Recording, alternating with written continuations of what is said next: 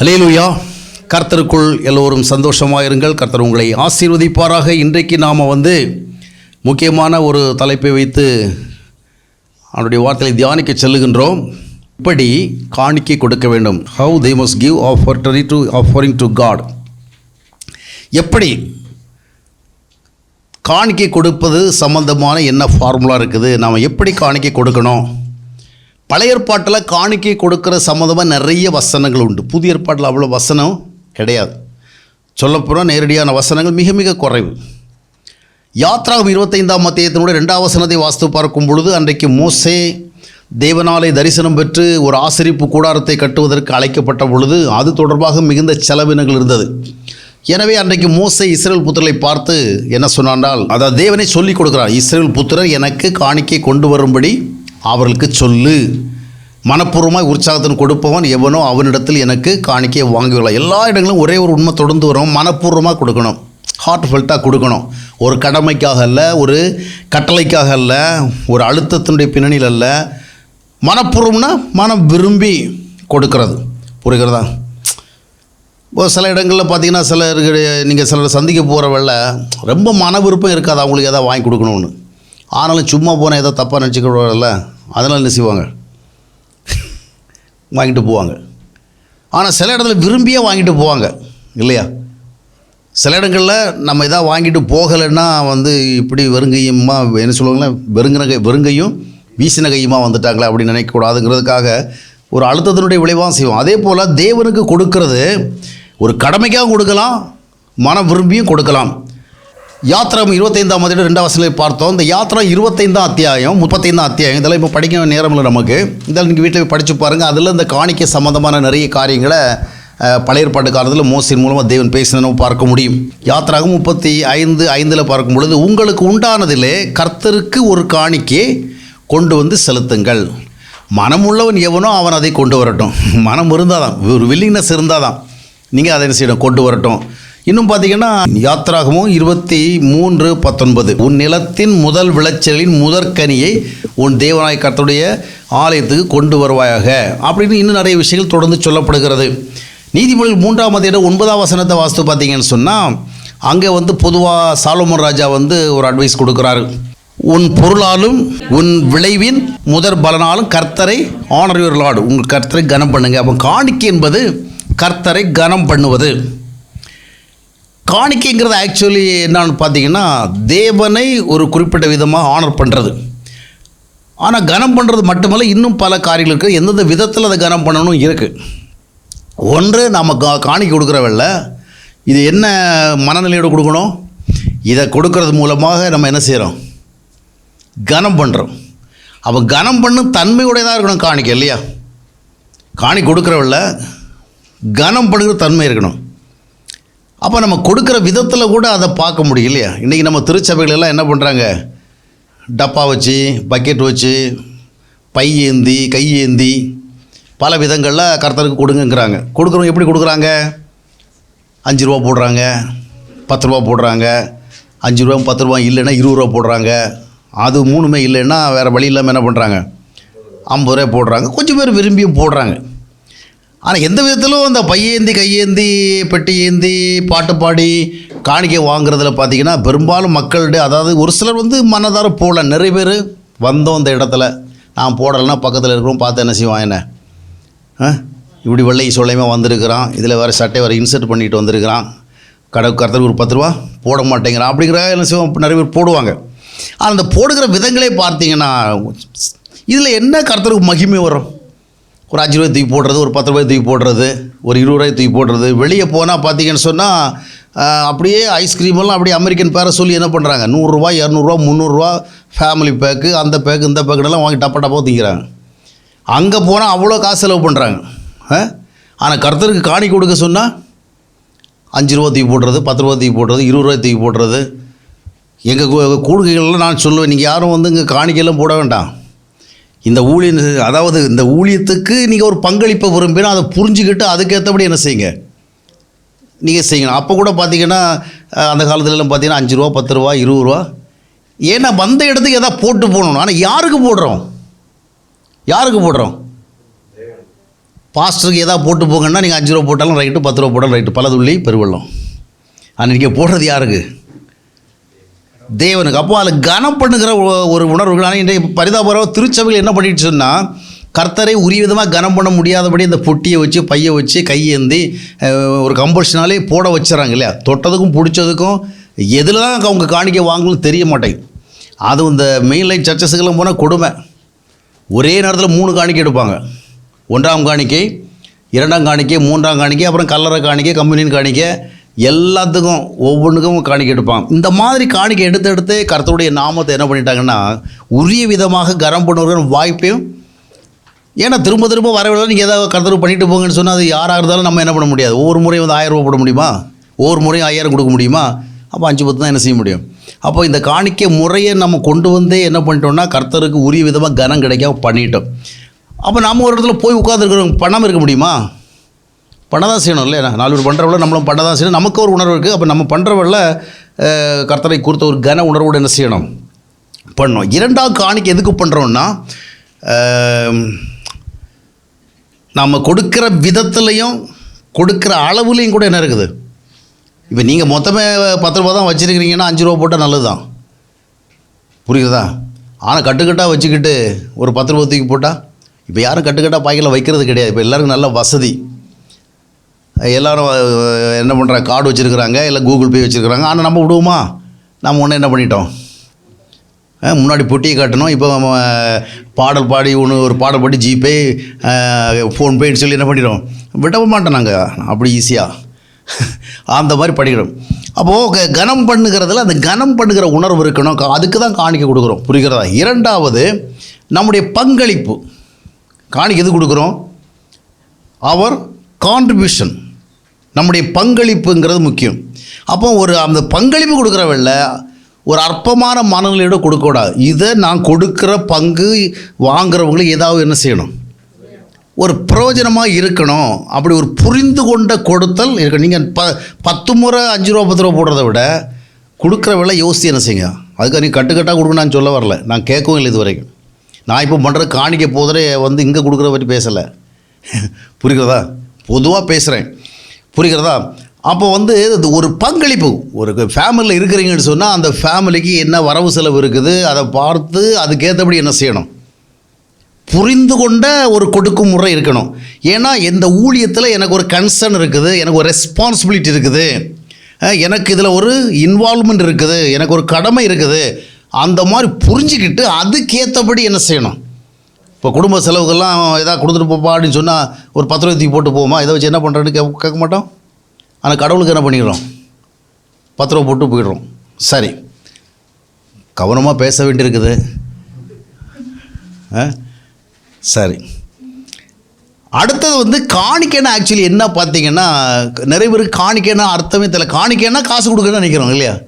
இது எப்படி தான் அந்த காணிக்கைங்கிறது வந்துங்கிறது. இப்போ கூட பார்த்திங்கன்னா அந்த காணிக்கைன்னு அர்த்தத்தை என்ன நாம் நினைக்கிற மாதிரி காசு போட்டுன்னு வராது. சில அர்த்தம் வந்து பிரசாதம்னு வரும், சில வந்து அருள்னு வரும், சில வந்து சமர்ப்பணம், அர்ப்பணம். காணிக்கைங்கிறது அர்ப்பணிக்கிறது. அதனால தான் ரோமர் 12:1 அப்போஸ்தலன் பவுல் சொல்லுகிற பொழுது நீங்கள் காணிக்கை கொடுக்கணும். எப்படி காணிக்கை கொடுக்கணும்? உங்கள் பாக்கெட்டில் இருக்கிறதுல ஒரு அமௌண்ட் எடுத்து போடணும். அதில் என்ன காணிக்கை கொடுக்க சொல்கிறாரு? இப்படி இருக்க சகோதரரே, நீங்கள் உங்கள் சரீரங்களை பரிசுத்தமும் தேவனுக்கு பிரியமான ஜீவபலியாக ஒப்புக்கு தான் காணிக்க சமர்ப்பிக்கிறது, அர்ப்பணிக்கிறது. அப்போ நம்மை ஆண்டவருக்கு அர்ப்பணித்து அதனுடைய ஒரு பகுதியாக நம்ம என்ன செய்கிறோம், அதுக்கு ஒரு டோக்கனாக ஒரு அடையாளமாக என்ன செய்கிறோம். ஒருத்தர் இப்போ காணிக்கை சம்மந்தம் பேசுகிறவள்ள காதில் கிடக்கிறத கழட்டி போடுனார், அப்புறம் கழுத்தில் கிடக்கிறத கழட்டி போடுனார். ஒன்றும் இல்லை, நீயே காணிக்கப்பட்டியில் போய் விழுனார். அவ்வளோ பெருசாக வரும் காணிக்கப்பட்டி நம்ம போய் விழுறதுக்கு. அப்புறம் ஒவ்வொருத்தரும் விழ ஆரம்பித்தாங்கன்னா எவ்வளோ பெரிய பெட்டி தேவைப்படும். இப்போ நான் இப்போ இந்த வசனத்தில் என்ன பார்த்தோன்னா, நாம் தான் நம்மளை தான் அர்ப்பணிக்கணும். அதுக்காக நம்மளை தூக்கி போட முடியுமா? இல்லை. அப்போ நம்மை ஆண்டவர் ஒப்பு கொடுத்து அதனுடைய ஒரு வெளிப்பாடாக ஆண்டவருடைய காரியங்களுக்காக என்ன செய்யணும், நாம் கனத்துக்குரிய ஒரு பங்கை என்ன செய்யணும், கொடுக்கணும். அதுதான் சமர்ப்பிக்கிறது, புரிகிறதா? ஒரு காணிக்கை கொண்டு வந்து நம்மை சமர்ப்பிப்பதனுடைய ஒரு அடையாளமாக என்ன செய்கிறோம், அதை நம்ம கொடுக்குறோம். அப்போது ஆக்சுவலி காணிக்கைன்னு சொன்ன அர்த்தம் அர்ப்பணித்தல், சமர்ப்பித்தல் அப்படின்னு அர்த்தம். புதிய ஏற்பாட்டில் நம்ம இதை தான் பார்க்குறோம். எபேசியர் 5ஆம் அத்தியாயத்தினுடைய 2ஆம் வசனத்தை வாசித்து பார்த்தீங்கன்னா அங்கே கூட காணிக்கையை பற்றி சொல்லப்பட்டிருக்கிறது. கிறிஸ்து நமக்காக தம்மை தேவனுக்கு சுகந்த வாசனையான காணிக்கையாக பலியாக, அதான் பலி. ஆக்சுவலி காணிக்கைங்கிறது இப்போ நீங்கள் மத்தேயுவில் கூட 5:24 நினைக்கிறேன், பலிபீடத்தில் உன் காணிக்கை செலுத்தவர்கள். ஆக்சுவலி பார்த்தீங்கன்னா நம்ம காணிக்கை சொன்னால் 5-10 ரூபா கொண்டு வைக்கிறது இல்லை, அது பலியிட போகிறது. பலிபீடத்தில் கொண்டு வந்து உன்னுடைய ஆட்டையோ நீ மாட்டையோ கொண்டு வைக்கிறவில்ல, எப்படி வைக்கணும், ஒரு சகோதரனோடு இருக்கிற காரியங்களை செட்டில் பண்ண அங்கே சொல்லப்பட்டிருக்கு. அப்போது இந்த வசனம் என்ன சொல்லுகிறது? கிறிஸ்து தம்மை தாமே காணிக்கையாக கொடுத்தது போல் அடுத்து நாம என்ன செய்யணும்? வசனுடைய 2ஆம் பகுதியை வாசிங்க. போல நீங்களும் அன்பிலே நடந்து. அப்போ அன்பின் மூலமாகத்தான் அவர் தம்மை ஒப்பு கொடுத்து அதை ஒரு காணிக்கை கொடுத்தோம். நாமும் அதே விதமாக என்ன செய்யணும்? அப்போ காணிக்கையில் இன்னொரு காணிக்கை இருக்குது. சும்மா காசு கொடுக்குற மட்டும் காணிக்கை இல்லை, ஒரு உண்மையான அன்பை நாம் ஒருவருக்கு செலுத்துவது ஒரு பெரிய காணிக்கை. அப்போ இந்த காணிக்கையில் எதுக்கு அப்படின்னு பார்த்தீங்கன்னா, யாத்திராகமம் 35ஆம் அத்தியாயத்தினுடைய 21ஆம் வசனத்தில் பார்க்கும் பொழுது காணிக்கை என்பது ஏதோ ஒரு ஆண்டவரை கனப்படுத்துகிற மட்டுமல்ல, அது ஒரு தேவையின் அடிப்படையில் பார்த்தீங்கன்னு சொன்னால் 35:21 பின்பு எவர்களை அவர்கள் இருதயம் எழுப்பி அவர்கள் ஆவி உற்சாகப்படுத்தினதோ அவர்கள் எல்லாரும் ஆசரிப்பு கூடாரத்தின் வேலைக்கும் அப்போ ஆசரிப்பு கூடாரத்தில் செய்யப்படுகிற நிறைய திருப்பணிகள் இருக்குது. அந்த திருப்பணியுடைய வேலைகளுக்கா சரி, அதன் சகல ஆல் கைண்ட்ஸ் ஆஃப் ஒர்க்ஸ், எல்லா விதமான மினிஸ்ட்ரிஸுக்கும் பரிசுத்த வஸ்திரங்களுக்கும் ஏற்றவைகளை கர்த்தருக்கு காணிக்கையாக கொண்டு வந்தார். அப்போ அந்த காணிக்கை கொடுக்குறேன்னு சொன்னால் அந்த ஆசரிப்பு கூடார சம்பந்தமாக அங்கே தேவைப்படுகிற எல்லா அது நிறைய பொருட்கள் தேவைப்படும். அங்கே நிறைய பேர் வந்து சர்வ் பண்ணுவாங்க, நிறைய வேலை செய்வாங்க, அவங்களுக்கு வாழ்க்கைக்கு இந்த மாதிரி நிறைய காரியங்கள். அப்போது காணிக்கை கொடுக்குற எதுக்கு கொடுக்குறோன்னா, ஏதோ நம்ம வந்து நம்மளை ஆசீர்வதிக்கிறதுக்கு ஆண்டவர் நம்ம கொடுக்குறோம் அப்படி இல்லை. நம்ம காணிக்கை கொடுக்கறது வந்து கர்த்தருடைய பணிகள் மேலே எனக்கு ஒரு தனிப்பட்ட ஒரு தொடர்பு இருக்குது, ஈடுபாடு இருக்குன்னு சொல்லி அதனுடைய தேவைகளுக்காக தான் என்ன செய்யணும் கொடுக்குறோம். அப்போ நம்ம கொடுக்கறது அந்த தேவைகளை சந்திக்கப்படுவதற்கு உரிய ஒரு தன்மை கொண்டதாக இருக்கணும். புரிகிறதா? நம்ம கொடுக்கறது இந்த கொடுத்தா இதில் வந்து ஒரு தேவை சந்திக்கப்படும் அந்த உணர்வு இருக்க வேண்டும். சரி, புரிஞ்சிட்டிங்களா? சரி, அடுத்தது இப்போ பெரும்பாலும் காணிக்கையை பற்றி பேசுகிறத கேட்குறோம். காணிக்கைனால் அவர்கள் ஆசீர்வாதத்தை பற்றி நம்ம நிறைய கேட்குறோம். ஆனால் காணிக்கை கொடுக்கறதுக்கு ஒரு தகுதி இருக்குங்கிறத யாரும் பேசுகிறதில்ல. காணிக்கை கொடுத்தா எவ்வளோ ஆசீர்வாதம் வருங்கிறத நம்ம அதிகமாக கேட்டிருக்கிறோம். மேடைகளில் கூட பார்த்தீங்கன்னா காணிக்கை கொடுக்குறவங்கள ஆனர் பண்ணுறதுக்காகவும் அவங்களை என்கரேஜ் பண்ணுறதுக்காகவும் அவங்க காணிக்கை கொடுக்குற விதங்கள் எல்லாம் சொல்லி எவ்வளோ கர்த்தர் அவளை ஆசீர்வதிக்கான்னு சொல்லுவாங்க. அதுபோல் நீங்களும் எப்படி காணிக்கை கொடுத்தா கர்த்தர் உங்களை ஆசீர்வதிப்பா இதெல்லாம் சொல்லுவாங்க. ஆனால் காணிக்கை கொடுக்கறதுக்கு கூட ஒரு தகுதி வேணும் அப்படிங்கிறத பைபிள் சொல்கிறத அநேகர் கவனிக்கிறதில்ல. மல்கியா தீர்க்கதரிசியுடைய புத்தகத்தில் நீ வாசித்து பார்த்தீங்கன்னா 1ஆம் அத்தியாயத்துடைய 10ஆம் வசனத்தில் அங்கே என்ன சொல்லப்பட்டிருக்கும்னா, உங்கள் பேர் எனக்கு பிரியமில்லை என்று சேலின் கர்த்தர் சொல்லுகிறார், உங்கள் கைகளில் காணிக்கை எனக்கு உகந்தது அல்ல. So it must be acceptable, ஆண்டவருக்கு ஏற்றதாக இருக்கணும். அப்போது ஏற்றதாக இருக்கணும்னு சொன்னால் கைகளில் காணிக்கை ஏற்றதாக இருக்கணும், நம்முடைய வாழ்க்கை அவருக்கு ஏற்றதாக இருக்கணும். காயினும் காணிக்கை கொடுக்க போனால் ஆபேலும் காணிக்கை கொடுக்க போனால் ஆபேலுடைய காணிக்கை அங்கீகரித்தா காயினுடைய காணிக்கை அங்கீகரிக்கலை. அதுக்கு ஒரு காரணம் என்ன சொன்னால் அவன் வந்து பலியிடல் இல்லை, அதாவது இரத்தப்பலி கொடுக்கல. அதனால் அவருடைய மெயின் காரணம் அதுவல்ல, அவனுடைய மனம் வித்தியாசமாக இருந்து அவருடைய எண்ணங்கள் வித்தியாசமாக இருந்து, எனவே கையில் இருந்த காணிக்கையில் அவர் பார்த்தார், அவனுடைய மனம் எப்படி இருந்தது பார்த்தார். எனவே காணிக்கை கொடுக்குற ஒரு தகுதி இருக்கணும். அதனால தான் ஏசாயா தீர்க்கதரிசியுடைய காலத்தில் காணிக்கைகள் மக்கள் கொடுத்த பொழுது காணிக்கையை மட்டும் பார்த்து கர்த்தர் வந்து ஹி வாஸ் நாட் இம்ப்ரெஸ்ட். என்ன சொன்னார்? வீணான காணிக்கைகளெல்லாம் கொண்டு வர. அப்போ என்ன அது வீணான, அதாவது மீனிங்லெஸ் ஆஃபரிங்ஸ், அர்த்தமில்லாத காணிக்கை. இதனால் உங்களுக்கு நான் ஒரு ஆசீர்வாதம் தர முடியாது. ஏன்னா நீங்கள் ஒரு கடமைக்காக கொண்டு வருகிறீங்க, ஒரு கட்டளைக்காக கொண்டு வருகிறீங்களே ஒழிய உங்கள் வாழ்க்கை காணிக்கை கொடுப்பதற்கான தகுதியாக இல்லை, உங்களுடைய வாழ்க்கை முறை சரியாக இல்லை. அதனால் நம்ம காணிக்கை கொடுக்கறத மட்டும் பார்க்கக்கூடாது. காணிக்கை கொடுக்குறதுக்கு முன்னாடி என்ன நம்ம பார்த்தோம்? காணிக்கைங்கிற முதல்ல நம்மை காணிக்கையாக கொடுத்துருக்கணும். நம்மை காணிக்கை கொடுத்தா நாம் கர்த்தருக்கு ஏற்றவளாக இருக்கணும். அப்போ கர்த்தருக்கு ஏற்றவளாக இருந்து கொண்டு தான் என்ன செய்யணும்? காணிக்கை கொடுக்கணும். இன்றைக்கி நான் பெரும்பாலும் காணிக்கை கொடு என்று சொல்லி அதனுடைய பின்னால் இருக்கிற ஆசீர்வாதங்களை குறித்து தான் பைபிள் இதெல்லாம் வசனங்களை தேடி பிடிச்சாலும் சொல்கிறாங்க. ஆனால் வேதாகம் புதிய ஏற்பாடில் பார்த்தீங்கன்னா காணிக்கை கொடு என்று சொல்லுகின்ற வார்த்தைகள் அதிகமாக இல்லை. அதனால் நம்ம காணிக்கை கொடுக்க வேண்டிய தேவை இல்லை அப்படி நீங்கள் முடிவு பண்ணாதீங்க. சரியா? இன்னும் வசனங்கள் வேறு இருக்குது. ஆனால் நம்ம திருப்புகிறவர்கள் நாம் எந்த காலத்தில் வாழ்கிறோம்? We are the new testament times, புதிய ஏற்பாட்டு காலத்தில் வாழ்கிறோம். இங்கே நமக்கு காணிக்கை கொடு அப்படின்னு நிறைய செய்தி இல்லை. ஆனால் கனி கொடு இந்த செய்தி நிறைய இருக்குது. அப்போ யார் காணிக்கை கொடுக்கணும் தெரியுமா?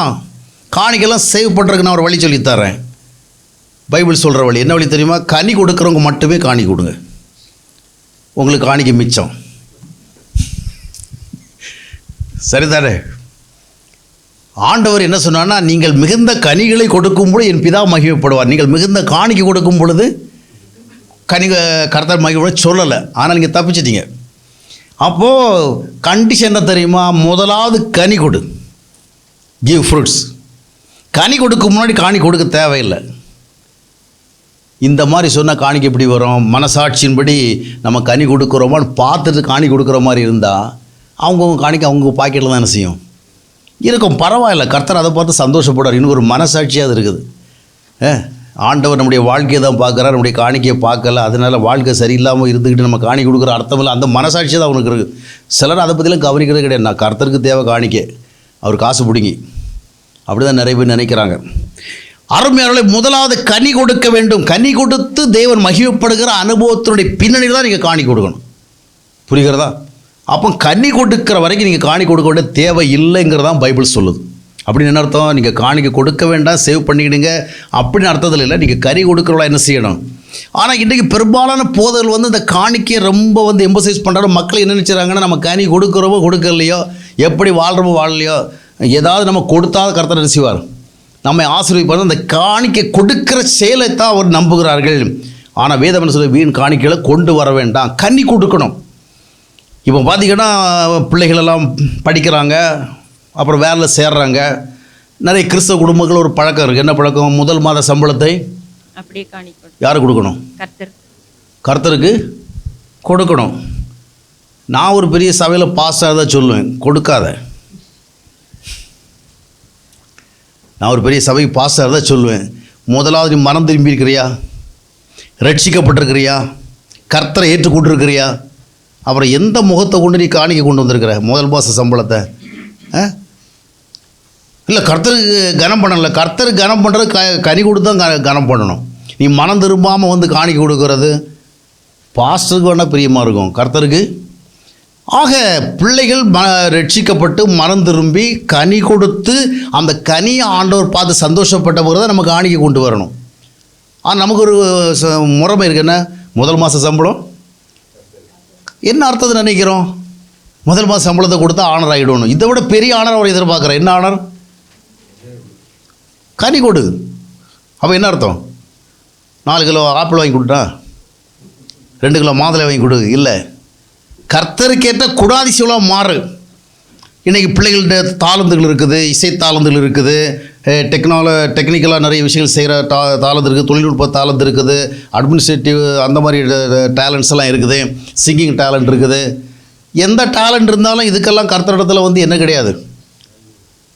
ஒரு சூழலுக்கு வாலிப பிள்ளைகளுடைய உதவி நமக்கு தேவைப்படுது. ஏவா கொஞ்சம் இந்த கீபோர்டு போடுப்பா, கொஞ்சம் வயலின் போடுப்பா, கொஞ்சம் ரிதம் பாடு போடுப்பா அப்படின்னா நமக்கு ரொம்ப கண்டிஷனை பேச போனால் நமக்கு மியூசிக் இல்லாமல் தான் சர்ச்சை நடத்த விட்டுருக்கோம் இல்லையா? இல்லைன்னா இவங்க இல்லைன்னா நம்ம வேறு ஆளாக என்ன செய்யணும்? ப்ரொஃபஷனலாக பண்ணுறவங்கள கொண்டு வரட்டுருக்கோம். ஆனால் கர்த்தருடைய பார்வையில் நீ என்ன தான் கீபோர்டு போட்டாலும் சரி, என்ன தான் ரிதம் பாடு அடித்தாலும் சரி, என்ன தான் டெக்னிக்கல் சப்போர்ட் கொடுத்தாலும் சரி, என்ன கொடுத்தாலும் நீ உன்னுடைய வாழ்க்கையை ஒப்பு கொடுக்காத வரைக்கும் கர்த்தரிடத்துலேருந்து உனக்கு எந்த விதமான கனமும் இல்லை, எந்த விதமான ஆசீர்வாதமும் இல்லை. எனவே பெரும்பாலும் பிள்ளைகளில் பெற்றோர் என்ன என்கரேஜ் பண்ணுறாங்கன்னு சொன்னால், உன்னுடைய தாளந்துகளை சபையில் தான் சொல்லணும், தாளந்துகளை கொடு. தாளந்துகளை அப்புறமா கொடு.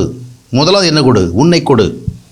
ஆண்டவர் உன்னை மீட்டுக்கொள்வதற்கு தான் அந்த உலகத்துக்கு வந்தார். உன்னை மீட்டுக்கொள்வது தான் ரத்தம் சிந்தினார். வாங்கிட்டு நீ ஒரு கீபோர்டு போடுவேன், இல்லை ரிதம் பாடு அடிப்பேன், இல்லைன்னு சொன்னால் வேறு என்ன வீடியோ எடுப்பேன், இல்லைன்னு சொன்னால் அதை எடிட் பண்ணுவேன். இந்த மாதிரியெல்லாம் ஒன்றும் கிடையாது. இதெல்லாம் நம்முடைய தேவைகளுக்காக நம்ம என்ன செய்கிறோம்? பயன்படுத்திக்கிறோம். நான் ஏன் சொல்கிறேன்? உண்மையை சொல்கிறேன். இதெல்லாம் பண்ணால் நம்மளை கர்த்தர் ஆசீர்வதிப்பார், இதெல்லாம் பண்ணால் நமக்கு நல்ல வேலை கிடைக்கும், அப்புறம் நல்ல வாழ்க்கை கிடைக்கும், நான் எதிர்பார்க்குற வாய்ப்பே கிடையாது. அப்படியெல்லாம் காட் நமக்கு ப்ராமிஸ் பண்ணலை. முதலாக என்ன பண்ணணும்? கனி கொடுக்க வேண்டும். அப்போ பிள்ளைகள் சம்பளம் வாங்கி முதல் மாதம் கனி கொடுக்கறத விட முதல் கனி இது இல்லை, அது பழைய ஏற்பாட்டு முறை. முதற்கனிங்கிறது முதல் மாதம் சம்பளம் இல்லை. முதல் கனி என்பது நம்மை கொடுக்கறதா முதல் கனி. ஆண்டவர் எதிர்பார்க்குற முதல் கனி என்னது? உன்னுடைய விளைவின் முதல் பலினா கர்த்தரை ஏற்றுக்கொண்டுடைய விளைவான உன்னுடைய வாழ்க்கையை தான் என்ன செய்யணும்? முதல் பலியாக இருக்க வேண்டும். அப்போது தேவனால் நம்ம ஆசீர்வதிக்கப்பட வேண்டும் என்றால் முதலாவது கனி கொடுக்கிற அனுபவத்துக்கு வரணும். அப்போ பாஸ்டர்கள் போவதெல்லாம் வந்து கனி கொடுக்கிற அனுபவத்துக்கு தான் என்ன செய்யணும், முக்கியத்துவம். இந்த மாதிரி கண்டிஷனில் சொன்னால் வருமானம் குறையும், ஆனால் ஒரு ஸ்டாண்டர்ட் இருக்கும், அப்படித்தானே?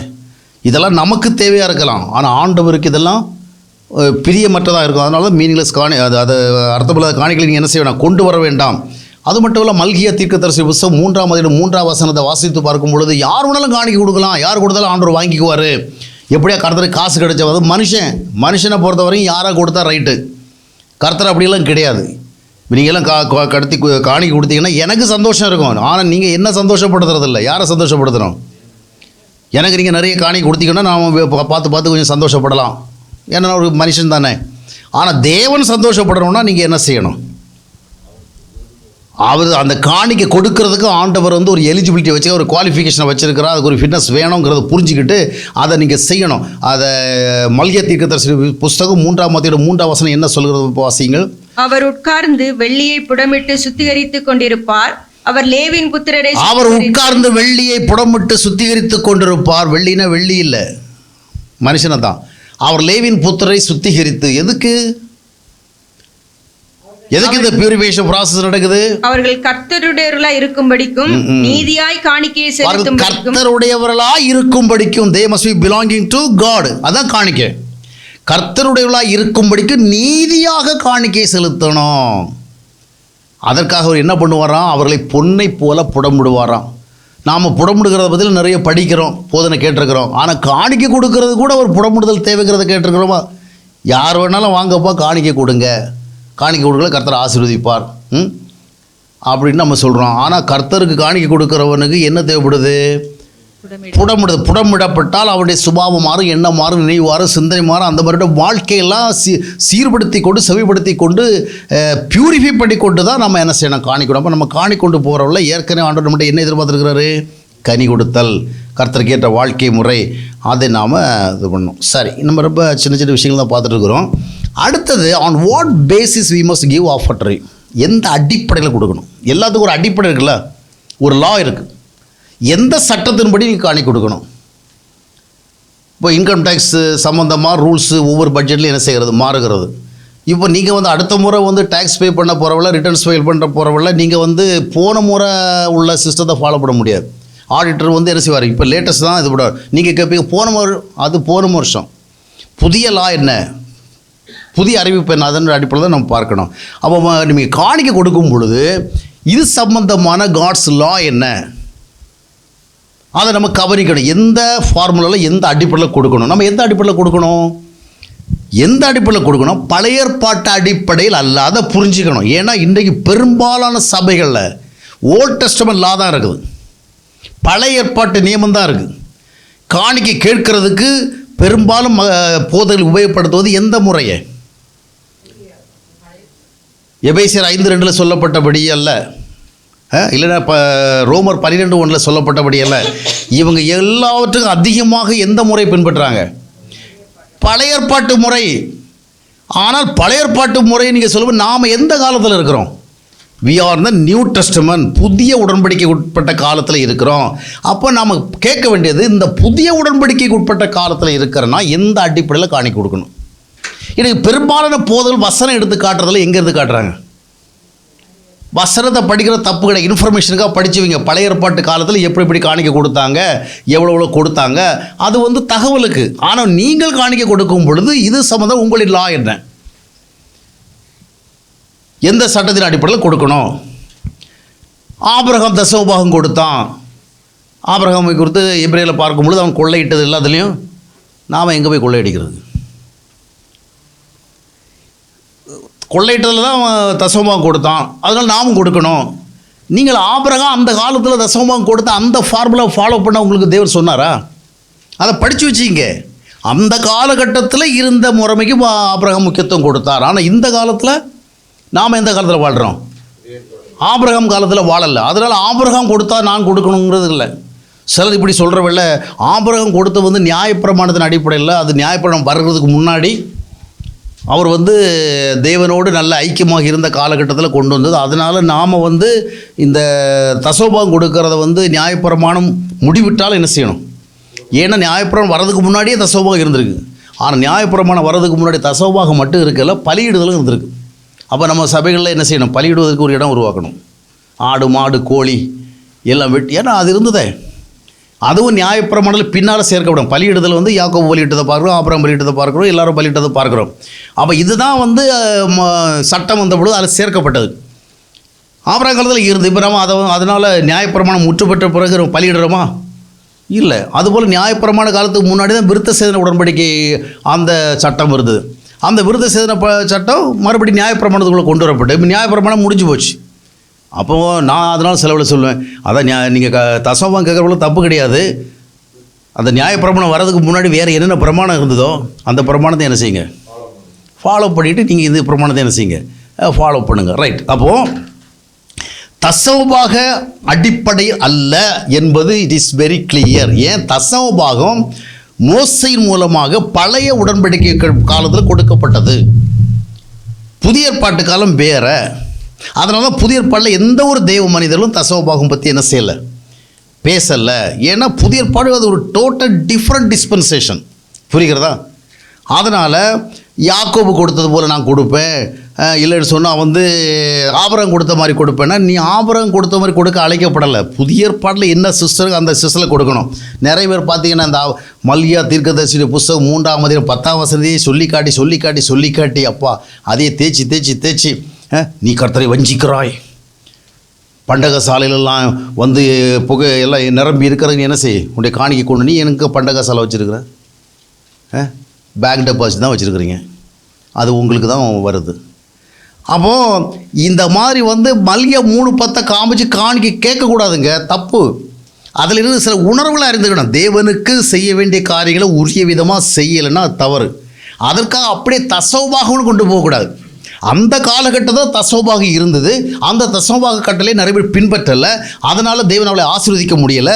அதை நீ ஒழுங்காக செஞ்சால் கர்த்தர் ஆசீர்வதிப்பதை குறித்து சொன்னார். அப்போ அது வந்து அந்த காலகட்டத்துக்கு. நாம் மல்கியா தீர்க்கதரிசியுடைய காலத்தில் இல்லை, நாம் கிறிஸ்துவனுடைய காலத்தில் இருக்கிறோம் இல்லையா? அப்போது நீங்கள் வந்து அதில் கவனிக்க வேண்டியன்னா அந்த காலகட்டத்தில் இருந்த தேவனுடைய நியமத்தை அவர்கள் பின்பற்றவில்லை. அப்போ இந்த காலகட்டத்தில் இருக்கிற தேவ நியமத்தை நாம் பின்பற்றுகிறோமா என்று பார்க்கணுமே என்று அந்த 3:10 நேரம் போட. ஏன்னா இதெல்லாம் இவைகளின் மூலமாக இதை போதிக்கிறவர்களுக்கு நல்ல பெனிஃபிட் இருக்கிறதுனால என்ன பண்ணுறாங்க? இந்த தசமபாக உடன்படிக்கையை கொண்டு வர்றாங்க. It is totally wrong. இது ஒரு தவறான காரியம். ஏனென்றால் நாம் பழைய ஏற்பாட்டின் அடிப்படையில் காணிக்கை கொடுக்க அழைக்கப்படவில்லை, புதிய ஏற்பாடு அடிப்படையில் காணிக்கை கொடுக்க அழைக்கப்பட்டிருக்கிறோம். தசமபாக காணிக்கை புதிய ஏற்பாட்டிலும் இருக்கிறது என்பதை நிரூபிப்பதற்கு ஒரு ஒத்த வசனம் கூட கிடையாது. ஒரு தெய்வ மனிதர்கள் அதை போதிக்கவும் இல்லை. அப்போது புதிய ஏற்பாட்டில் எப்படி காணிக்கை கொடுக்கறது? பழைய ஏற்பாட்டில் காணிக்கை கொடுத்தது யாருன்னா பக்தன் என்கிற ஒரு ஸ்டேட்டஸில் இருந்தவங்க. பழைய ஏற்பாட்டில் காணிக்கை கொடுத்தவங்க யாருன்னா அதாவது ஜனங்கள், காட்ஸ் பீப்புள், அந்த ஒரு ஸ்டேட்டஸில் இருந்தவங்க, அவங்க கொடுத்தாங்க. நாம் யார்? பிள்ளைகள் இல்லையா? நாம் பிள்ளைகளாக இருக்கிறதுனால பிள்ளைகளுக்கு வந்து எப்படி பிள்ளைகள் எப்படி செய்யணும் அப்படி தான் செய்யணும். பிள்ளைகள் வந்து குறிப்பிட்ட பர்சன்டேஜ் வரி கட்டுறதில்லை பெற்றோருக்கு அப்படி பண்ணுறதில்லை இல்லையா? பிள்ளைகள் தங்களுடைய ஃபேமிலியுடைய ரெஸ்பான்சிபிலிட்டிஸை, நீட்ஸை புரிஞ்சுக்கிட்டு அதற்கு தங்களுடைய கான்ட்ரிபியூஷன் என்ன செய்யணும்? அவங்க கொடுக்கணும். அப்போது நம்ம பிள்ளைகளைப் போல காணிக்கை கொடுக்கணும். பிள்ளைகளைப் போல காணிக்கை கொடுக்கணும். புதிய ஏற்பாட்டு காரியங்களோடு நம்மை சம்மந்தப்படுத்தி இருக்க வேண்டும். எனவே ஆபிரகாமை காண்பித்தும், யாக்கோபை காண்பித்தும், மல்கியா 3:10 காண்பித்தும் காணிக்கை கேட்பது வேதத்துக்கு முரண்பாடான ஒன்று, வேதத்துக்கு எதிரான ஒன்று. சரி, அப்போ அடுத்ததை பார்ப்போம். அடுத்தபடியாக காணிக்கை என்று சொல்லுகிற பொழுது அந்த காணிக்கையை வந்து எப்படி காணிக்கைன்னு எங்கே கூட கொடுக்கணும்?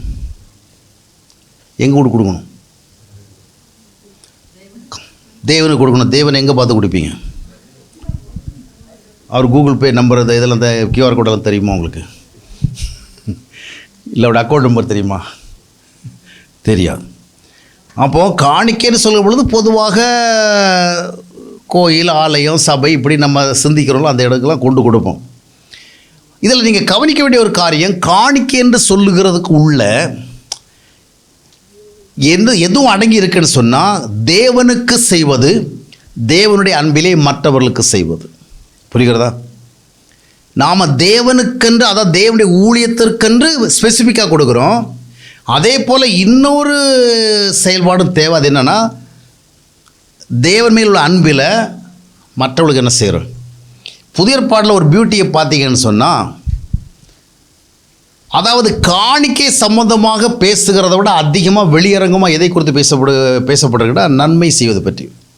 கலாத்தியர் 6:9 வசனங்களை வாசித்து பார்த்தீங்கன்னா, நன்மை செய்கிறதுல சோர்ந்து போகாதீங்க, அதுலேயும் குறிப்பாக விசுவாச குடும்பத்தாருக்கு என்ன செய்யணும். அப்போது காணிக்கை கொடுக்கறதுல, அதாவது நீங்கள் வந்து ஒரு அமௌண்ட்டை காணிக்கை கொடுக்குறீங்கன்னா அது ஒட்டுமொத்தம் அப்படியே சர்ச்சுக்கு கொடுக்கறதா இல்லை ஒரு ஊழியத்துக்கு கொடுக்கறதா அப்படி மட்டும் இல்லை. நீங்கள் காணிக்கை கொடுக்கறதுல தேவ அன்பில் மனிதர்களுக்கு கொடுக்கணும். புரிகிறதா? அப்போ தேவையில் இருக்கிறவர்களுக்கு என்ன செய்ய வேண்டும், நீங்கள் உதவி செய்ய வேண்டும். ஆண்டவரை குறித்து பார்க்கும் பொழுது கூட அப்போஸ்தலர் நடவடிக்கைகள் 10:38 வாசிக்கும் பொழுது அவர் நன்மை செய்கிறவராக சுற்றி திரிந்தார் என்று நம்ம பார்க்குறோம். அப்போ நாமும் மற்றவர்களுக்கு நன்மை செய்யணும். அப்போ நான் காணிக்கை கொடுக்குறவங்க, இப்போ 2 விதமான பிரச்சனை இருக்குது மக்கள் மத்தியில். ஒன்று, ஒரு கூட்டம் பேர் என்ன பண்ணுவாங்கன்னா அவ்வளவும் ஆண்டவருக்கு தான் கொடுப்பாங்க. அப்படின்னு என்ன அர்த்தம்னா, சர்ச்சுக்கு தான் கொடுப்பான், பாஸ்டரை கொடுப்பாங்க, இல்லைன்னா ஏதாவது ஒரு மினிஸ்ட்ரி ஆர்கனைசேஷனுக்கு, மிஷன் ஃபீல்டுகளுக்கு இப்படி தான் கொடுப்பாங்க. ஆனால் மறந்து கூட என்ன செய்ய மாட்டாங்க, அண்ணன் தம்பிக்கு ஒரு உதவி பண்ண மாட்டாங்க, அக்கம் பக்கத்துக்கு ஒரு உதவி செய்ய மாட்டாங்க. எல்லாம் எங்கே கொடுப்பாங்க, சர்ச்சுக்கு தான் கொடுப்பாங்க. தசோபாகம் கரெக்டாக கவுண்டு பாஸ்டரை கொடுத்துருவாங்க. ஆனால் யாரும் கொடுக்க மாட்டாங்க. ஏன்னா கர்த்தருக்கு செய்யணும். கர்த்தருக்கு செய்கிறதுக்கு வச்சிருக்கிற ஒரு அமௌண்ட் இருக்கிறவல்ல, யாராவது ஒரு தலைவன காய்ச்சல் வந்து அவனுக்கு மாத்திரை மருந்து வாங்குறது வசதி இல்லை, ஒரு 50 ரூபா கடனாக கொடுங்க நாளைக்கு தரேன்னா கூட இதை என்ன செய்ய மாட்டாங்க. அது கர்த்தருக்காக என்ன செய்யப்பட்டது, அது ஒதுக்கப்பட்ட அது வந்து செட் அப்பார்ட் பண்ணி வச்சுருக்கிறோம். நாங்கள் அது பண்ண முடியாதே, ஐ எம் சாரி, நான் கர்த்தருக்காக வைத்திருக்க எடுத்து என்ன செய்ய முடியாது, தர முடியாது. ஆனால் கர்த்தருக்காக கொடுக்கறதுனுடைய ஒரு பகுதி கர்த்தருடைய நாமத்தில் ஜனங்களுக்கு என்ன செய்யணும், கொடுக்கணும். கலாத்தியர் 6:9 வசனங்களை நம்ம அதை வாசிக்கிறோம். எபிரேயர் 10:24 வாசிக்கும் பொழுது கூட அங்கே என்ன பார்க்குறோன்னா, காணிக்கை கொடுக்கறத பற்றி பேசலை, என்ன பேசப்படுகிறது, மேலும் அன்புக்கும் நற்கிரியைகளுக்கும் நாம் ஏவப்படும்படி அன்பிற்கும் நற்கிரிக்கும் ஏவப்படும்படி ஒருவர் கவனித்து. சபைக்கு போகிறவங்கெல்லாம் காணிக்கை புட்டியில் போடுறது கொண்டு போகிறாங்க. புரிகிறதா? சபைக்கு போகிறவங்க யாராவது ஒருத்தர் ஹெல்ப் பண்ணுற பணம் கொண்டு போகிறாங்களா? இனி நம்ம சர்ச்சுக்கு போகிறோம், அங்கே யாராவது ஒருத்தங்க, எல்லா இடங்களையும் அந்த மாதிரி இருக்க மாட்டாங்க. ஒரு சில இடத்துல அவங்கவுங்க வந்து என்ன சொல்லுவாங்க, தண்ணீர் கூட இருப்பாங்க. நம்ம யாருக்கு கொடுத்து அவங்களுக்கு ஆதரவு கொடுக்கக்கூடிய தேவை இருக்காது. இட்ஸ் ஓகே, அவங்க சமாளிச்சுக்குவாங்க. சிலருக்கு தேவை இருந்தாலும் விரும்ப மாட்டாங்க, நாம் என்ன வந்து அவங்கள்ட்ட பிச்சை எடுக்கிற மாதிரி பண்ணுறது அப்படிங்கிற மாதிரி இருப்பாங்க. அப்போ தேவையில்லை. ஆனால் நிறைய சபைகளில் வந்து தேவையுள்ள மக்கள் நிறைய இருக்கிறாங்க. அப்போ நம்ம திருச்சபையில் செல்லுகிற பொழுது நாம் கர்த்தருக்கு காணிக்கைன்னு கொடுக்குறோம். அதே நேரத்தில் அதே திருச்சபையில் அன்பிற்கும் நற்கிரியும் ஏவப்படும்படியான ஒரு வசனம் வேறு நமக்கு இருக்குதா? அந்த அடிப்படையில் நம்ம யாருக்கும் ஒரு ஹெல்ப் பண்ண போகிறோமா? இல்லை.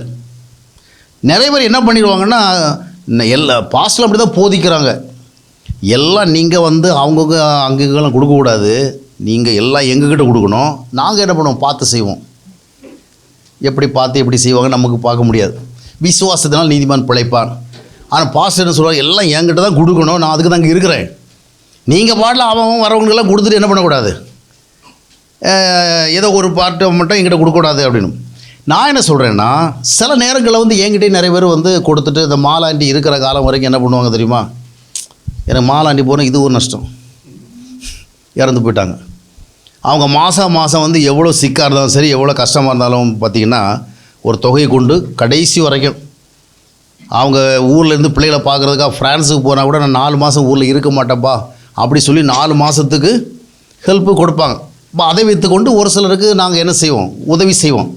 இந்த மாதிரி சில இடத்துல வந்து இண்டிவிஜுவலாக யாரையும் பார்த்து செய்கிற நிலைமையில் இருக்க மாட்டாங்க. அப்போ வந்து யார்கிட்ட கொடுப்பாங்க, ஒரு சர்வெண்ட் ஆஃப் கார்ட்டை கொடுப்போம். அவர் வந்து நல்ல உண்மையான சர்வெண்ட் ஆஃப் கார்டாக இருந்தால் என்ன பண்ணுவார், எல்லாருக்கும் கொடுப்பார் அப்படிங்கிறது.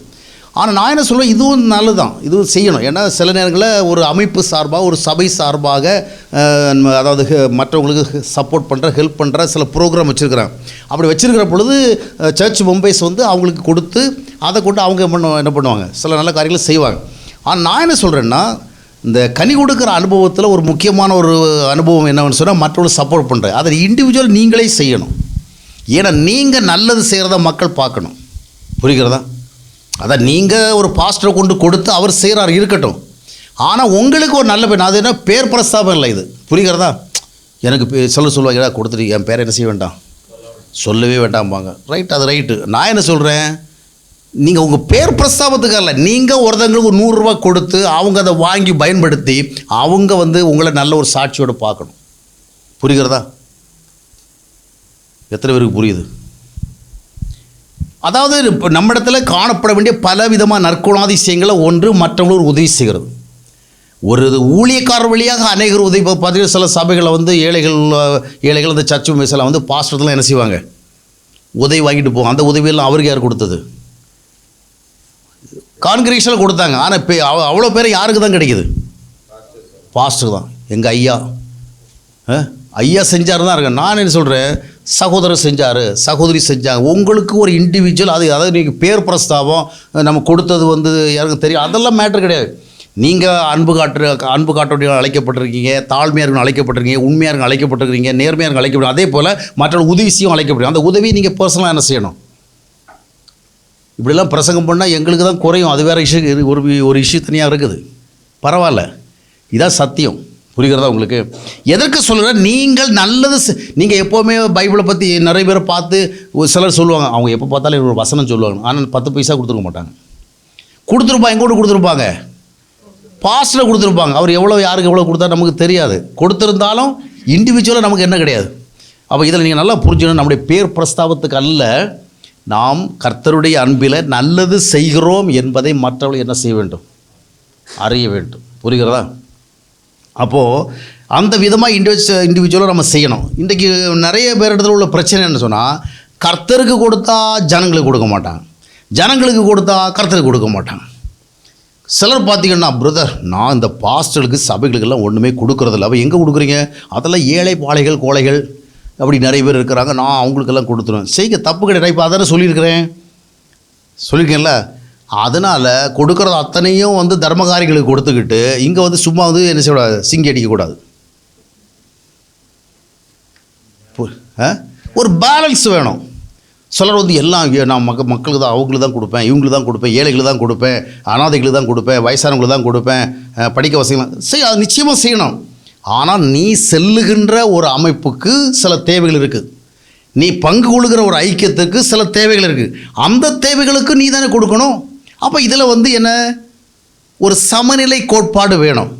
சிலர் பார்த்திங்கன்னா எல்லாம் ஆண்டவருக்கு தான், அவங்களுக்கு நான் ஜெபம் மட்டும் பண்ணுவேன், ஆண்டவர்கிட்ட சொல்லி ஆண்டவர்கிட்ட பண்ண அவங்கள ஆசீர்வதிக்கணும். இல்லை, நீங்கள் மக்களுக்கும் செய்யுங்கள், கர்த்தருடைய பணிகளுக்கும் செய்யுங்கள். இதில் ஒரு விசேஷ ஞானம் வேணும். உணர்ச்சி வசப்பட்டு வாழாதிருங்கள்.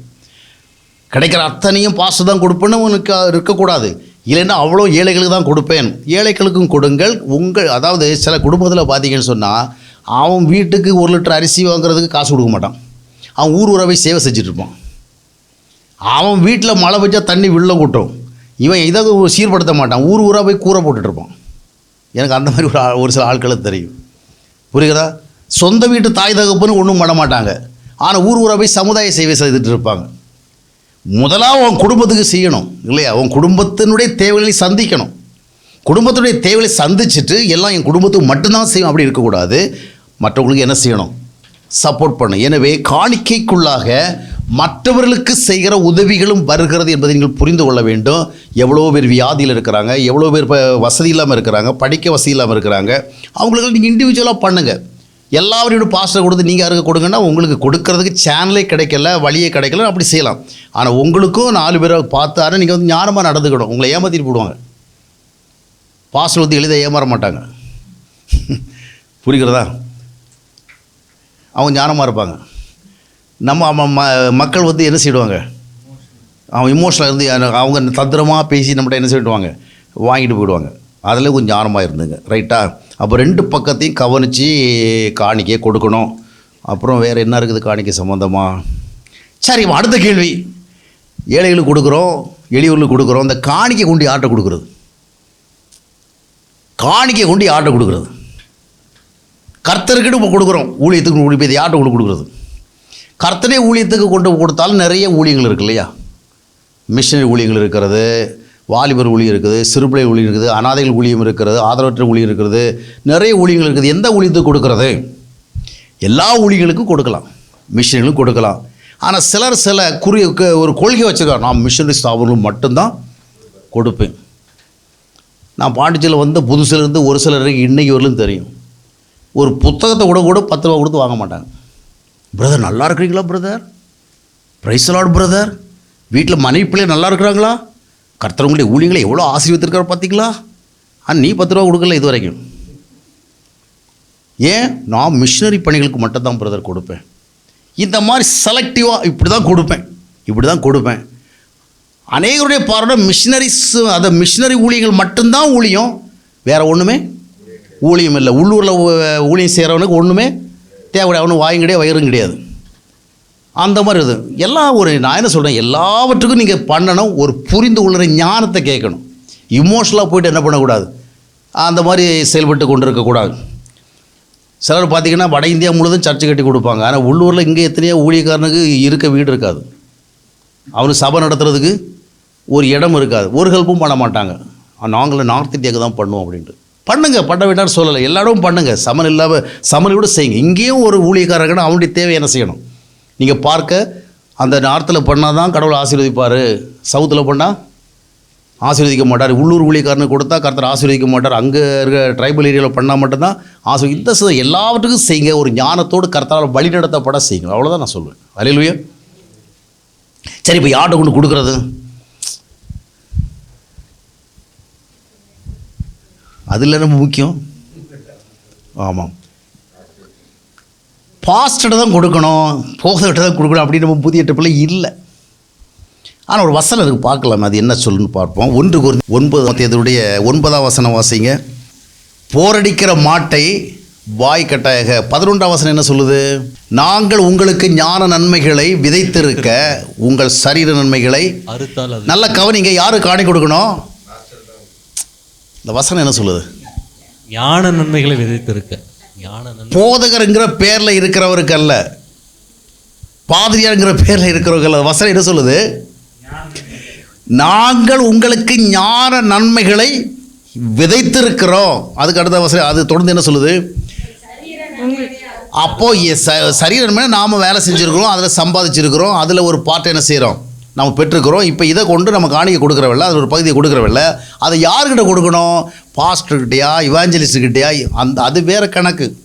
பாஸ்டரோ இவாஞ்சலிஸ்ட் யாராக இருக்கட்டும், அவர் ஞான நன்மைகளை உங்களுக்கு விதைக்கிறாரா?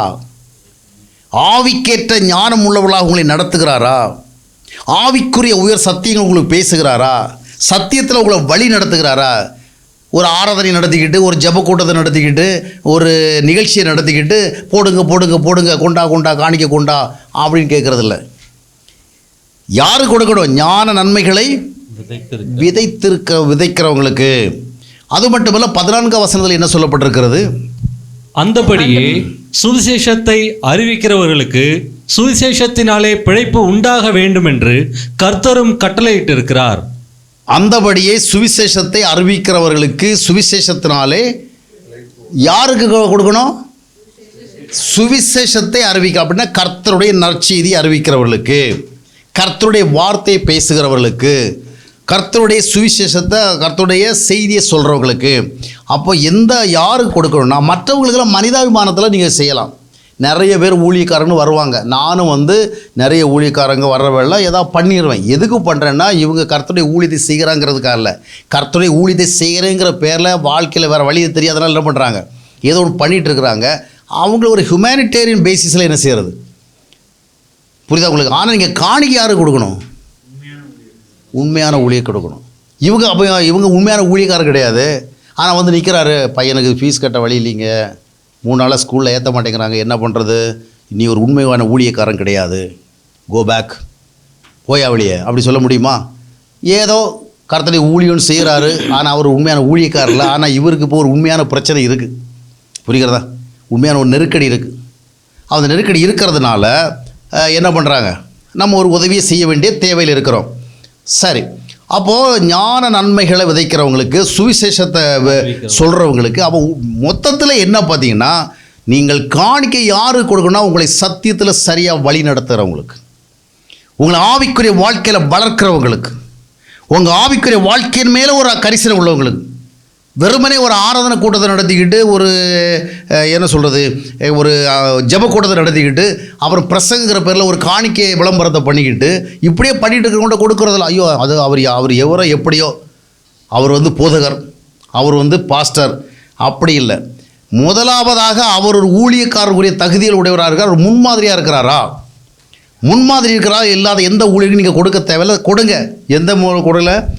மனிதாபிமான முறையில். வறுமை யார் இடத்துல இருந்தாலும் உதவி செய்யணும். நான் சில வேளை தண்ணி அடிச்சுட்டு இருக்கிறவங்க கூட காசு கொடுப்பேன். ஏன் தெரியுமா? அவன் உடம்பை பார்த்தா தெரியும் உங்களுக்கு. இல்லைனா அவன் தண்ணி அடிச்சுட்டு அப்படியே செத்துருவான், அப்படியே படுத்து கிடந்து சாப்பாடெல்லாம் என்ன செஞ்சுருவான், சீக்கிரம் செத்துருவான். அதனால் அவனுடைய தேவையை அறிஞ்சு அவன் தண்ணி அடிச்சிருந்தாலும் இப்போ அவனுக்கு என்ன இல்லை, சாப்பாடு இல்லை. நான் கொடுத்த 4 இட்லி வாங்கி சாப்பிட்டுட்டு கொஞ்சம் அந்த தண்ணி ட்ரிங்க்ஸ் போட்டனால உள்ள அந்த பாதகத்தை தவிர்க்க முடியும். புரிகிறதா? வறுமை யார் இடத்துல இருக்கிறதோ நீங்கள் உதவி செய்யுங்க. ஆனால் அவங்க வந்து உங்களை வந்து என்ன எக்ஸ்ப்ளாய்ட் பண்ண விடக்கூடாது, நீங்கள் பழகி விடக்கூடாது. அப்புறம் ஒவ்வொரு மாதம் உங்கள் வாசல் வந்து நின்றுட்டுருப்பான். அப்போ இதுவே பொழைப்பாக போயிடும்.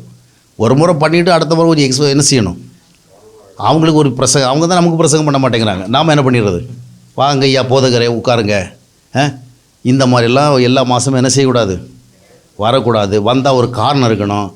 பிள்ளைக்கு உடம்புக்கு சரியில்லை, இல்லை பால் வாங்க வழி இல்லை, இதையே கதையாக சொல்லி எனக்கு சென்னையிலேருந்து ஒரு தடவை வந்து டார்ச்சர் பண்ணுவார். சிகிச்சைக்கு இவ்வளோ காசு வேணும். உண்மை கிடையாது. இப்படி தான் ஒவ்வொருத்தருக்கும் ஃபோன் பண்ணி என்ன பண்ணிடுறது, டார்ச்சர் கொடுக்கறது. இப்போ தான் ஹாஸ்பிட்டலுக்கு ஒரு ட்ரீட்மெண்ட் பண்ணுறதுக்கு இவ்வளோ பணம் கேட்குறாரு, எனக்கு பண்ணுங்க, இல்லை பால் போடுறவாங்க பணம் கொடுங்க, ஏதாவது தொல்லை கொடுத்துருப்பான். அப்போ நம்ம செய்யணும், வறுமை இருக்கிற எந்த ஒரு உதவி செய்யணும். ஆனால் அவர்கள் அந்த வறுமைக்காக முற்றிலும் நம்மையே சார்ந்திருக்க விட்டுறக்கூடாது. மாதம் நம்மையே சார்ந்திருக்க விடக்கூடாது. ஞானம், அதனால் தேவையான பிள்ளைகள் எல்லா விதத்துலையும் கொஞ்சம் என்ன செய்யணும், தே மஸ்ட் பி வாய்ஸ், ஞானம் உள்ளவளாக இருக்கணும். அப்போ முன்மாதிரியாக இருக்கிறவங்களுக்கு இது பண்ணோம். ரெண்டாவது, நீங்கள் கொடுக்கிறது how it is used, where it is going. நீங்கள் கொடுக்கிறது எது கொடுக்குறீங்க? படோடாவுமான வாழ்க்கையை கொடுக்குறீங்களா? ஊழியக்காரருடைய ஆடம்பரத்துக்கு கொடுக்குறீங்களா? இல்லை ஊழியக்காரர்கள் வந்து என்ன ஆண்டவர் ஆசீர்வதிச்சிருக்காருன்னு சொல்லிட்டு அப்படி எல்லைகளை மீறி அனுபவிக்கிறது கொடுக்குறீங்களா? You are giving the money for the ministry, for the needs of the ministry. அது நடக்கிறதா? அவர் தேவையில்லாமல் எதாவது கட்டிக்கிட்டு கிடப்பார், அவர் தேவையில்லாமல் எதை ஒன்று இன்வெஸ்ட் பண்ணிகிட்டு இருப்பார். அவர் ஒழுங்காக ஊழியத்தை செஞ்சுட்டு நான் பள்ளிக்கூடம் கட்ட போகிறேன், கல்லூரி கட்ட போகிறேன்னு சொல்லுவார். முதல்ல ஊழியத்தை ஒழுங்காக செய்யுங்க. இதுலேயே இன்னும் சக்ஸஸ் ஆகலை. இதில் போய்ட்டு பள்ளிக்கூடத்தை கட்ட போகிறேன், அந்த ஆசிரமத்தை கட்ட போகிறேன், இந்த ஆசிரமம், தியாலஜி கல்லூரி ஆரம்பி, இதுக்கெல்லாமே என்ன செய்ய புரிஞ்சு கொண்டு படணும். எல்லாத்துக்கும் ஒரு ப்ராப்பர் அண்டர்ஸ்டாண்டிங். ஏன்னா நம்ம எது கொடுக்குறோம், நாம் போய் நேரடியாக ஒரு ஊழியத்தை செய்ய முடியாதனால, நேரடியாக போய் நின்று பண்ண முடியாதனால அதுக்குரிய பொறுப்புடைய ஒரு நபர்கிட்ட என்ன செய்கிறோம். அப்போ நம்ம கொடுக்கிறது கர்த்தருடைய நாம மகிமைப்படும்படியான காரியங்களுக்கு செலவிடப்படுகிறதா? அவங்க ஒரு சர்ச்சை ஆரம்பிப்பாங்க, அப்புறம் வந்து தங்களுடைய ஃப்யூச்சர் சேஃப்டிக்காக, தங்களுடைய பிள்ளைகளுடைய எதிர்காலத்துக்காக ஒரு பெரிய கல்லூரி ஆரம்பிப்பாங்க, ஒரு ஸ்கூல் ஆரம்பிப்பாங்க, அப்புறம் கல்லூரி ஆரம்பிப்பாங்க. அநேகர் 5 இடத்துல சபை ஆரம்பிச்சுன்னா 50 இடத்துல பள்ளிக்கூடம் கட்டுவாங்க, 25 இடத்துல கல்லூரி தொடங்குவாங்க. எதுக்கு? ஃப்யூச்சர் ஜெனரேஷனுக்கு நல்ல ஒரு அசட்டை வைக்கிறதுக்கு. அது மட்டும் இல்லை, இவங்களுக்கு ஒரு ஒயிட் காலர்ஸ் ஒரு ஸ்டேட்டஸ் கிடைக்கும் இல்லையா, கல்வியாளர். ஆனால் உன்னுடைய கோல் என்ன, உன்னுடைய விஷன் என்ன? அப்படியே நூற்றுக்கணக்கில் பள்ளிக்கூடங்களை கட்டிகிட்டு இருக்கிறதா, நூற்றுக்கணக்கில் கல்லூரியில் கட்டி கொண்டே இருக்கிறதா? ஒரு காலகட்டத்தில் மிஷனில் வந்து படிப்பறிவு இல்லாமல் இருந்தாங்க இங்கே உள்ள மக்கள். அவங்க படித்தாதான், படிப்பறிவு வந்தால் தான், லிட்ரஸி இல்லாதனாலும் படிக்கவே இல்லை, பைபிளை படிப்பாங்க, படிப்பை கொடுத்தாங்க. இன்றைக்கி கல்வி அறிவை கொடுப்பதற்கு இப்போ நிறைய அமைப்புகள் இருக்குது, அரசாங்கம் கொடுக்குது, அமைப்புகள் கொடுக்கறது. எத்தனையோ மத ஸ்தாபனங்கள் வந்து அவங்க கொள்கை கோட்பாடு எப்படி இருக்கிறதில்ல நிறைய கல்விகள் ஸ்தாபனம் உருவாக்கியிருக்காங்க. அதற்கு பிறகு வந்து நான் ஒரு கிறிஸ்தவ போதகராக நானும் பள்ளிக்கூடம் திறந்தாகணும். தேவையில்லாத இடத்துல பள்ளிக்கூடம் திறந்தா 5 பள்ளிக்கூடம் கட்டு தேவை, ஏன் 50 கட்டுற? ஒரு கல்வியாளர் ஆகணும், ஃப்யூச்சர் ஜெனரேஷனுக்கு என்ன செய்யணும், ஒரு நல்ல ஒரு அசட்டை உருவாக்கிட்டோம், அது போன்ற காரியங்களுக்காக. அப்போ நீங்கள் பார்க்கணும், நம்ம பணம் எதுக்கு செலவாகுது, அதை கவனிக்கிற தவறா? ஊழியக்காரங்களை கண்காணிக்க கூட நான் சொல்லுவேன், கண்காணிங்க. எனக்கு கொடுத்தாலும் நீங்கள் கண்காணிங்க. இவன் அவ்வளோத்தையும் வாங்கிட்டு அவனே வந்து படோடாப வாழ்க்கையை வாழ்கிறானா, ஆடம்பரம் வாழ்கிறானா, தின்னு கொழுத்து நடக்கிறானா, கவனிங்க. கிடைச்சதுன்னே வாழ்கிறானா, கவனிச்சுட்டு கட் பண்ணிவிடுங்க. என்ன சொல்கிறேன், சரிதானே? அப்போ அருமையானவர்களே, நீங்கள் வந்து காடி கொடுக்குறவங்கள ஞான நன்மைகளை விதைக்கிறவங்களுக்கு நீங்கள் விதைங்க. சத்தியத்தை சரியாக போதிக்காதவரை காசு கொடுத்தீங்கன்னா கொள்ளைக்காரனுக்கு சப்போர்ட் பண்ணுற மாதிரி ஆகிடும். திருடனுக்கு சப்போர்ட் பண்ணுற மாதிரி ஆகிடும், பாவிகளுக்கு சப்போர்ட் பண்ணுற மாதிரி ஆகிடும். அதெல்லாம் எனக்கு தெரியுங்க. நான் இது ஒரு சபை, இது ஒரு பாஸ்டர், அந்த பாஸ்டர் வந்து முன்மாதிரியாக இருக்கிறாரா, சத்தியத்தை போதிக்கிறாரா, அவர் ஊழியத்தை தான் செலவிடுறா, அதெல்லாம் கவனிங்க. அடுத்தது நம்ம கடைசியான பாயிண்ட்டுக்கு வரோம். இப்போ தான் என்ன பாயிண்ட் வர எவ்வளோ கொடுக்குறதுங்க. எல்லா பாயிண்ட்டும் பார்த்துட்டோம். இப்போ என்ன வருது, எவ்வளோ கொடுக்குறது, how much I must be. இப்போ நீங்களாம் எவ்வளோ கொடுத்துருக்குறீங்க எனக்கு சொல்லாதீங்க. முடிந்ததை நீங்கள் சாப்பிட்றது முடிந்ததுக்கு தான் சாப்பிட்றீங்களா, முடிந்ததுக்கு தான் உடுக்குறீங்களா, முடிந்ததுக்கு தான் தங்குறீங்களா, முடிந்ததுக்கு தான் செலவு பண்ணுறீங்களா? எல்லாம் செஞ்சு முடிச்சுட்டு மிச்சம் இருக்கிறத முடிச்சதை கர்த்தருக்கு கொடுக்கலாம்ல. அதுதான் நிறைய பேருடைய பாலிசி. என்னுடைய எல்லா செலவினங்களுக்கும் நான் என்ன செய்கிறேன், செலவு பண்ணிவிட்டு மிச்சமாக இருக்கிறதுல முடிஞ்சது. அதாவது சில விஷயங்கள் ரொம்ப ஞானம் வேணால். நான் முதல்ல தொகுதியில் என்ன பார்த்தோம், காணி கொடுக்குறதுக்கு கனம் பண்ணுறது. சரி, இப்போ நமக்கு எவ்வளோ கொடுக்கணும் ஒரு கணக்கு போட்டு பார்க்கணும். இப்போ நமக்கு வந்து எவ்வளோ கொடுக்குறது, தசமபாகம் கொடுக்கணுமா வேண்டாம், ஏன்னா இது வந்து பழைய ஏற்பாடு அல்ல. நிறைய பேர் வந்து என்ன சொன்னாலும் எனக்கு அது வசதியாக இருக்குது 10ல் 1 கொடுக்குறது. அது வசதியாக இருக்குன்னா நீங்கள் கொடுங்க, ஆனால் தசமபாகம் கொடுக்குன்னு சொல்லி கொடுக்காதீங்க. ஏன்னா தசமபாகம் கொடுக்குன்னு சொல்லி கொடுத்தா அது ஓல்ட் டெஸ்டமென்ட், நீங்கள் பழைய ஏற்பாட்டுக்கு போயிட்டீங்க. எனக்கு இது ஒழுங்குபடுத்துகிற வசதியாக இருக்குது, ஏதோ நான் ஒவ்வொரு மாதம் என்ன செய்கிறேன் ஒரு அமௌண்ட் எடுத்து வைக்கிற வசதியாக, அது இட்ஸ் ஓகே. ஆனால் தசமபாகம் அந்த தசமபாக கடமைக்காக கொடுக்கணும்னா தப்பு. அப்போ தசமபாகங்கிறது பழைய ஏற்பாட்டு. புதிய ஏற்பாடு என்ன, புரிந்து கொண்டு கொடுப்பது. First of all you understand the things. நீங்கள் யார், you are the children of God. நீங்கள் யாருக்கு கொடுக்குறீங்க, தேவனுக்கு கொடுக்குறீங்க. தேவன் யார் உங்களுக்கு, அப்பா. அப்பாவுக்கு இப்படி கொடுக்குறது பெர்சன்டேஜ் கணக்கு பண்ணியா? சில குடும்பத்தில் பார்த்தீங்கன்னா பிள்ளைகளை படிக்க வச்சுட்டு அப்பா அம்மா முன்னாடி ஒரு டீல் பேசிடுவாங்க. ஏய், நீ நாளைக்கு கல்யாணம் பண்ணாலும் எனக்கு இத்தனை பெர்சன்டேஜ் என்ன செய்யணும், தசமபாகம் கொடுக்கணும். ஏன்னா ஒன்று நான் படிக்க வச்சுருக்கேன், மாத்திரை மருந்தெல்லாம் செலவு பண்ணியிருக்கிறேன், உனக்கு எவ்வளோ செலவு பண்ணி, நீ கல்யாணம் பண்ணிட்டு போயிட்டு அவ்வளோத்தையும் என்ன பண்ணிடக்கூடாது, உன் ஒய்ஃப்கிட்டே கொண்டு கொடுத்துடக்கூடாது. எனக்கு என்ன செய்யணும், என் காலம் வரைக்கும். அதுமாதிரி சில பொம்பளை பிள்ளைகள்கிட்டையும் டீல் பேசுகிறாங்க. பேசினாலும் அங்கே போய் உடஞ்சி போகுது, அது வேறு விஷயம். இருந்தாலும் சில பிள்ளைகள் அதை ஆனர் பண்ணுது. எங்கள் அப்பா அம்மாவுக்கு என்ன படித்து வச்சு இவ்வளோ சம்பளம் வாங்குற லெவலுக்கு கொண்டு வந்திருக்கிறாங்க. அது நம்ம அந்த நமக்கு சில விகாசம் டியூட்டிஸ் அது செய்யணும். எனிகோ நீங்கள் வந்து எப்படி பண்ணணும்னா நல்லா புரிஞ்சுங்க, முடிக்க போகிறோம். புரிந்து கொண்டு செய்யணும். என்ன புரிந்து கொள்வது, ஒரு குடும்பத்தில் இருக்கிறீங்கன்னா எப்படி புரிந்து கொள்வது, குடும்பத்தினுடைய தேவைகளின் அடிப்படையில். புரிகிறதா? நீங்கள் ஒரு ஐக்கியத்தில் இருக்கிறீங்க, ஒரு சபையில் இருக்கிறீங்க, ஒரு ஊழியத்தில் இருக்கிறீங்கன்னா இந்த ஊழியத்துக்கு நான் என்ன செய்ய வேண்டும், என்ன செய்தால் அது வந்து ஒரு பயனுள்ளதாக இருக்கும், அது வந்து சரியாக இருக்கும். போனேன் ஒரு 50 ரூபாய் தூக்கி போட்டு போனேன், இல்லை ஒரு 100 ரூபாய் தூக்கி போட்டு போனேன், இந்த மனநிலை மாறணும். குடும்பத்தில் இருக்கிற பிள்ளைகளுக்கு பெர்சன்டேஜ் கணக்கு கிடையாது. ஆனால் குடும்பத்தினுடைய நிலைமை என்ன செய்யணும், புரிந்து கொண்டு ஒரு தகப்பனுக்கு செய்கிறது போல் செய்யணும். இருந்தாலும் கணக்கு வைக்க முடியலையே, என்ன பண்ணுறது, முடியும். கர்த்தர் உங்களை என்ன செய்வார், நடத்துவார். அதாவது உங்கள் தேவைக்கு அப்பால் இருக்கிறது எல்லாம் கர்த்தருக்கு தான்.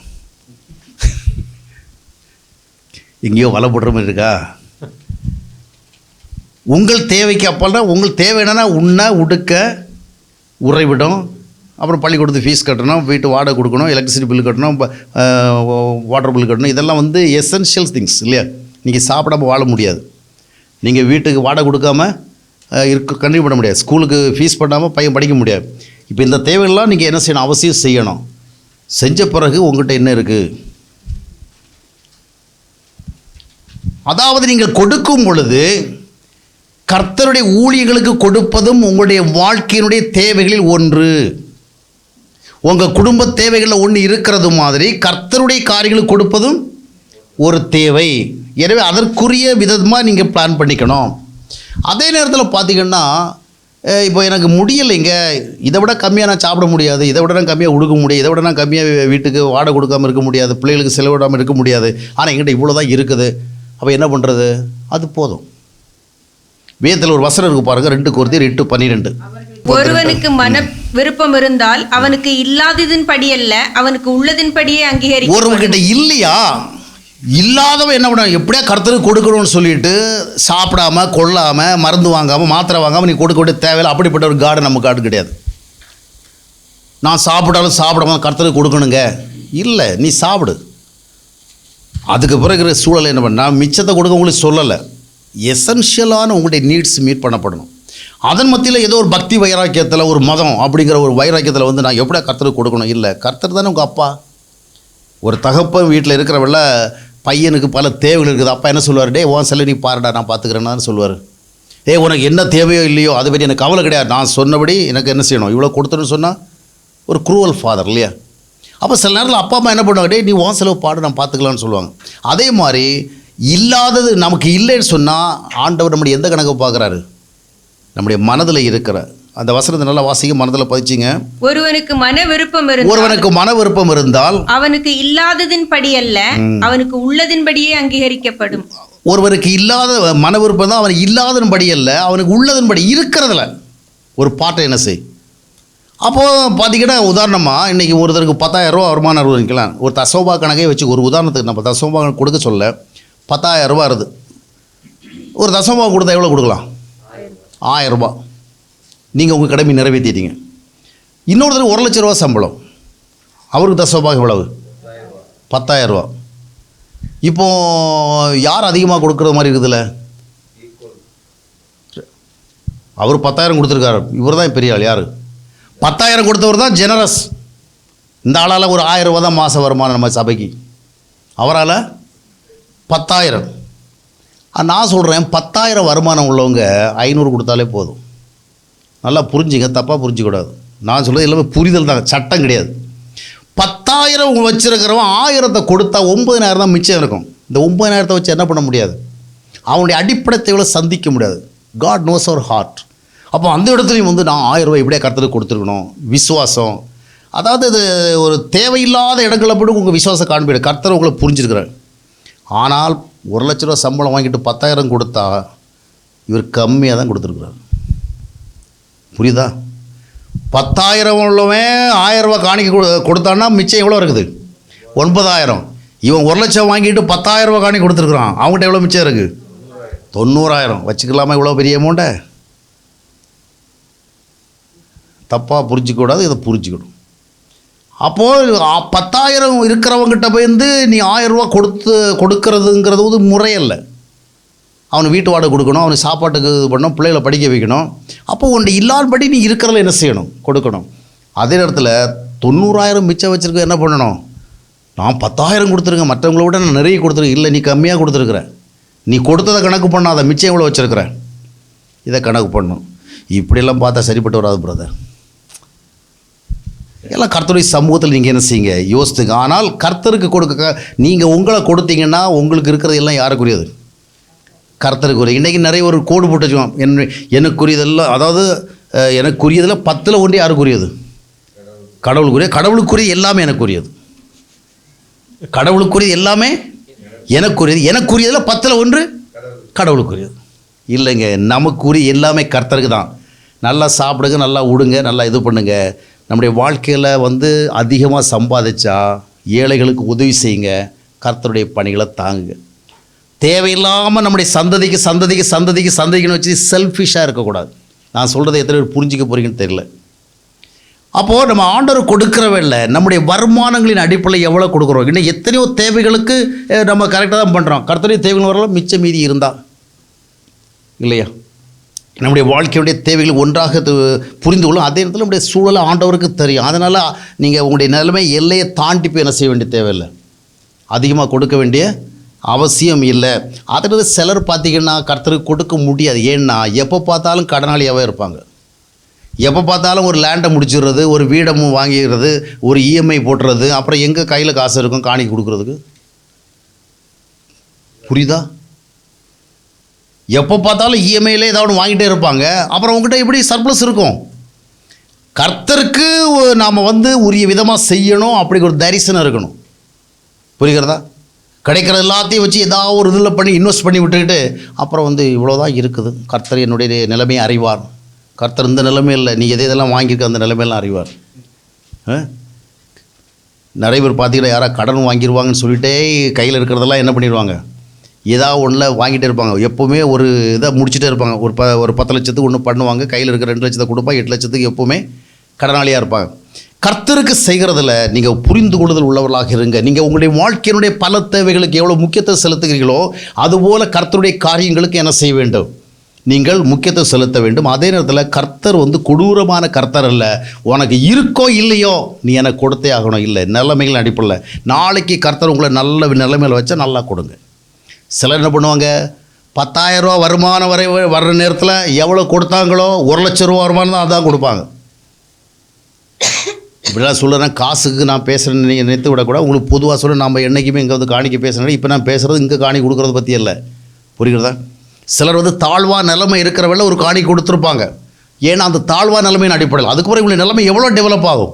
எவ்வளோ டெவலப் ஆனாலும் 20 வருஷத்துக்கு முன்னே 100 ரூபா காணிங்கன்னா இன்னும் 100 ரூபா தான். கர்த்தருக்கு செய்கிறத கரெக்டாக என்ன செய்யணும், செய்து கொண்டிருக்கோம். அன்றைக்கி 100 ரூபாவுக்கு பெரிய ஒரு பொருளை வாங்கலாம். இன்றைக்கி 100 ரூபாவுக்கு 4 இட்லி சாம்பார் வாங்குறதுக்கே பத்தாது. அவன் ஒரு இட்லி 20 ரூபா கொடுக்குறான். வயிற்றுச்சலாக இருக்குது, சரியா? அவன் நம்ம அடையாறு ஆனந்த பவனில் அன்றைக்கி ஒரு விளம்பரம் கொடுத்தான். என்னப்பா இட்லி எவ்வளவு? 500 ரூபா. ஆமாம், ஒரு இட்லி 500 ரூபாவும். ஏன்னா அதுக்குள்ளே ஏகப்பட்ட பொருளை இந்த மாதிரி நிலவர நாட்டில் மாறி இருக்குது.